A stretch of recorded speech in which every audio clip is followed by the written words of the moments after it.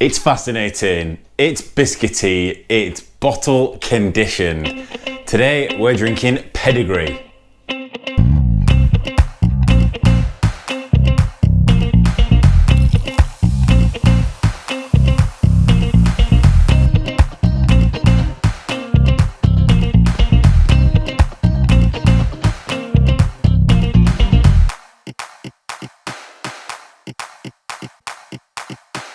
Hi guys, it's Jim here from Dr. Tankenstein with another episode of Beers of the British Isles.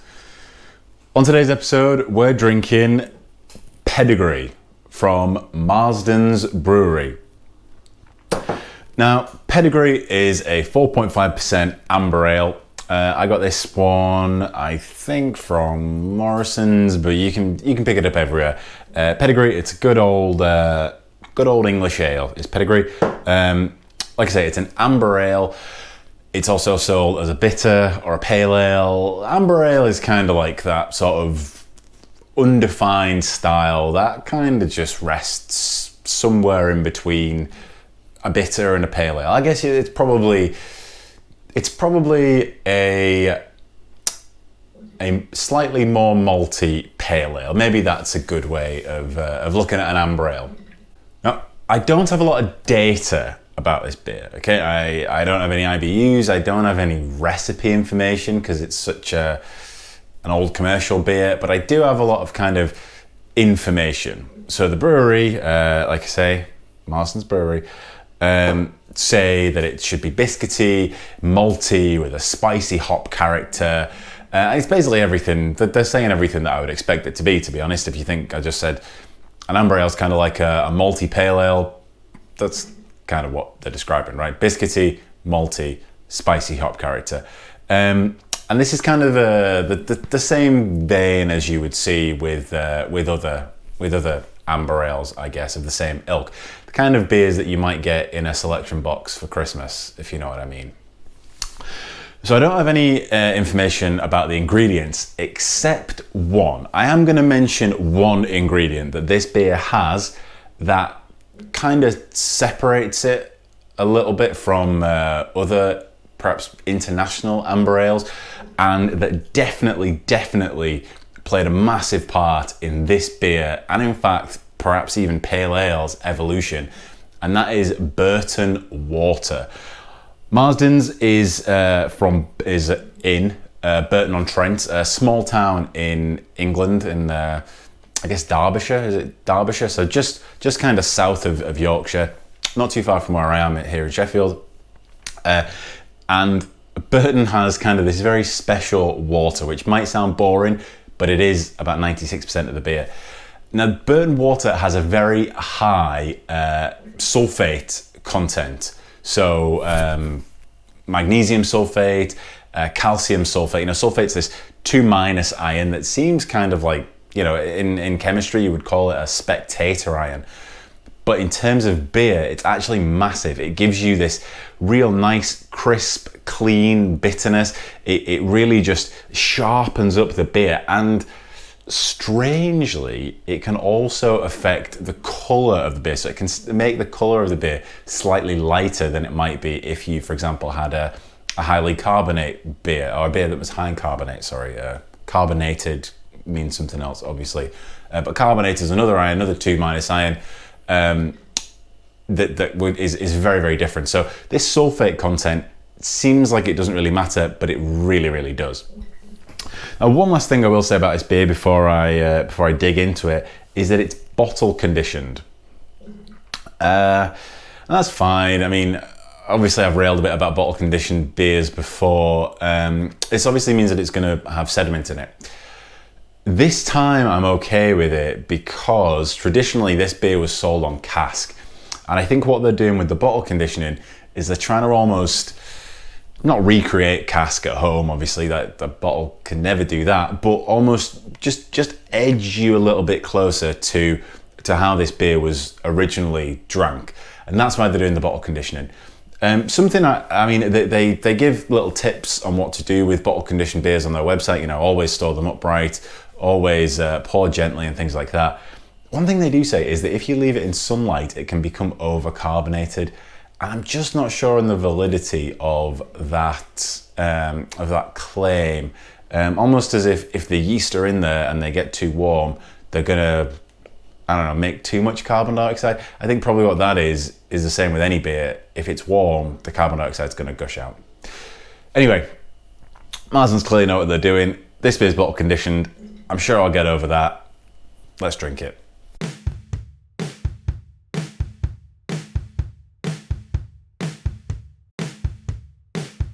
Okay, we're in the glass.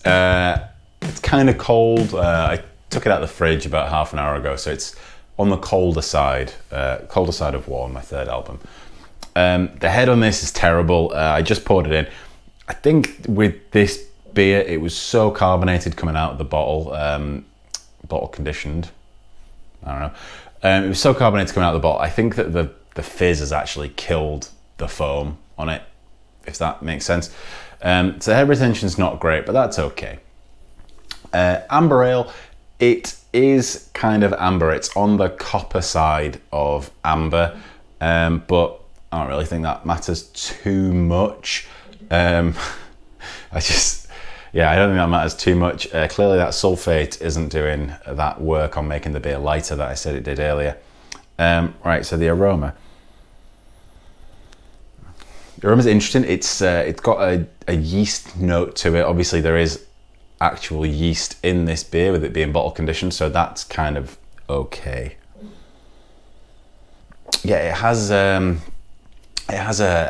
caramelly aroma with that spicy hop character is just creeping in there. I imagine as the beer warms up later and I do my wrap up, then that spicy hop character will be very present.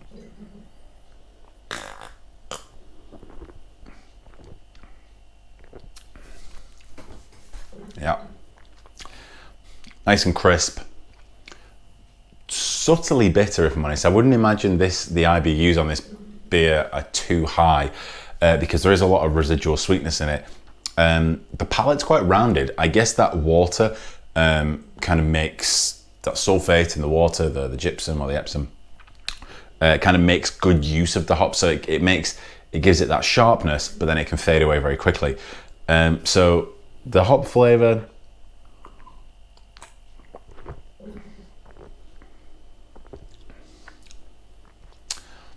yeah, it's kind of that typically spicy hop flavor, almost like a very subtle, very subtle lavender kind of touch to it. But the main flavor here, or the main focal points here, are that crisp bitterness that gets out of there as quickly as it can. And it's very caramelly. I mean, obviously it looks like caramel, so maybe I'm falling into my stout trap that I always talk about, where if you look at where the color guides the flavor more than the flavor does. But it is very caramelly. The bitterness does kind of keep tickling you back there, but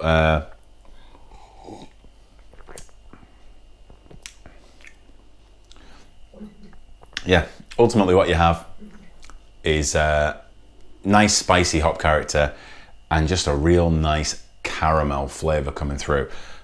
Weirdly, it also feels quite boozy, so that's a plus.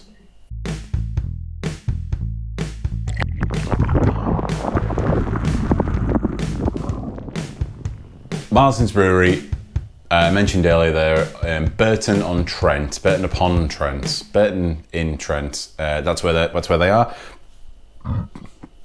Founded in 1834, they changed premises a few years after that in the 1880s, I think. But still in Burton. They didn't get out of the town that made them. I mentioned that sulfate earlier, and it is very important. I know I keep going on about it, but Burton water is literally world famous for its sulfate content. And given that so many beers and styles of beer specifically came out of Burton on Trent, I don't think you can undersell that. You know, we always like to talk about hops and malts and yeast that are in the beer, but the fourth ingredient there, water, is very often forgotten about. In this one, I'd just like to really hammer home that water really made this beer and perhaps even this style. So Marstons, are a brewery that seem to be, they're an old brewery, obviously, 1830s founded. They seem to be trying to keep up with the times, so they're kind of, the reimagined. There's actually quite, if you search for images of their beers online, you can kind of see their beers through the ages. So different styles, different kind of marketing styles throughout the ages.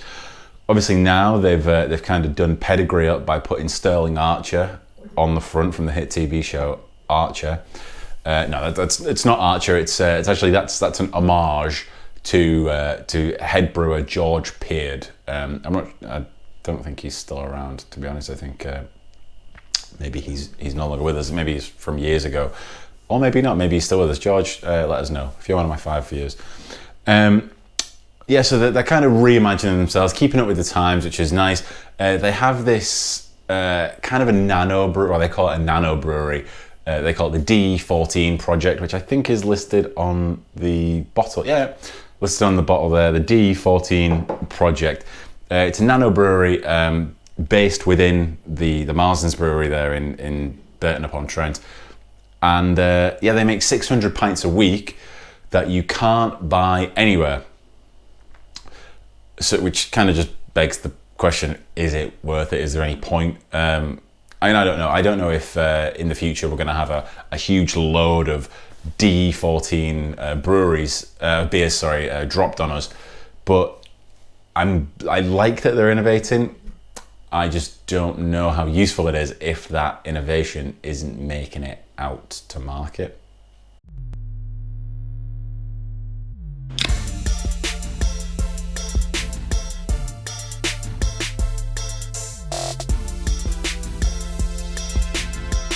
Okay, let's wrap this up then. Let's give old Pedigree a quick look at. So, like I said, it's just a classic. It's a classic British English ale, a classic amber ale, and it is one of the originals as well. So that's worth bearing in mind when I sum this beer up. Looks great. Head retention's disappointing, but like I say, it's that amber colour. I never know what you can see until I edit it and go, oh, it didn't look like that. So it's that great amber colour. The carbonation has really died off. I guess maybe my yeast were too active or something in the bottle conditioning. Yeah, carbonation's really dropped off. Head retention's a bit disappointing. Colour's great though. Yeah, and it looks good. Aroma, like I say, it just has that subtle yeast note to it. It's not unpleasant, but it is there. But if you weren't, inhaling it like I am doing now, then you probably wouldn't notice. Okay, so the yeast is there. Yeah, it's a very earthy, spicy, hot character. So it's subtle in that it doesn't smack you in the face like the aroma of a modern craft beer. But it is there if you look for it. It's understated rather than subtle, if that makes sense.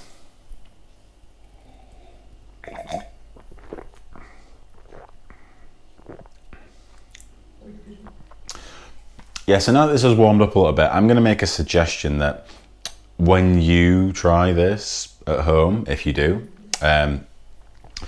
drink it a little bit on the warmer side, because like I say, there is that bitterness, real crisp bitterness brought to you by sulfate. There is that sharp bitterness, but that very quickly dies away. I don't think this is a very bitter beer. I think the bitterness is being used well, but I don't think it's very bitter. Quote someone coming back to me, this is had 100 IBUs in it, this. That's my claim and I'm sticking to it. So it's quite crisp going in. It's not cloying, and that's what I think the bitterness and the sulfate is doing for you. It's kind of cleaning the palate a little bit. But the flavours that the malt bill brings, whatever they may be, are very nice. Very caramelly. I'm not getting much biscuit. I would just say it's that classic malt taste. Not very sweet, like I say. Maltiness and sweetness are two different things, but it's very caramelly and malty, and it's very nice. Like I can imagine that you know, like I said, I can imagine that this on cask would be absolutely perfect, beautiful on cask. Unfortunately, we can't all have beer engines in our own home, so there you go. So guys, head on down to anywhere, grab yourselves a Pedigree. Be careful of the bottle condition as you pour it. Pour gently, store upright, don't get the yeast too warm. And as you're drinking this, put on Take Me to the River, because it was the River Trent that really made this beer what it is, as well as the good people at Marstons. Don't want to undersell that. But yeah, Take Me to the River, cool song, classic beer, great. If you like this, you know, I'm going to change this. If you like this beer, go out there, now that pubs are looking like they're reopening, and grab yourself a pint of cask bitter or amber ale or pale ale, you know, an English one though. So grab yourself this one first. If you like it, get out there and get yourself a pint of real cask ale.